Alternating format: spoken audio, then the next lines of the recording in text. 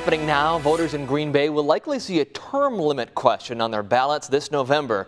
They'll decide whether the mayor, council members, and local judges should be limited to 12 consecutive years in office.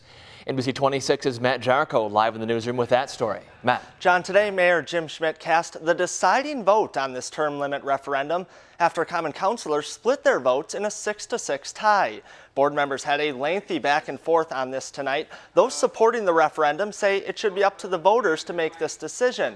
But those opposed argue that this is a solution to a problem that doesn't exist. They say there are essentially already term limits because these are elected positions. I think term limits are undemocratic. It's telling people who they can't vote for.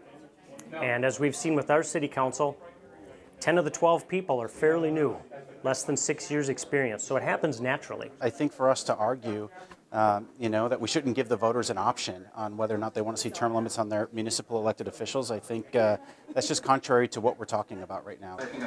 And after the vote, the alderman who was opposed to that referendum that you heard there had a testy back and forth with the mayor about his deciding vote, where he said he will actually challenge that mayor's vote. But barring any changes now, voters in Green Bay will have the final say on this issue in November, and those term limits from this referendum would actually start next year. So councilors, the mayor, and the judge would be able to serve 12 more years starting in 2019. In the Green Bay newsroom, Matt Jarko, NBC 26.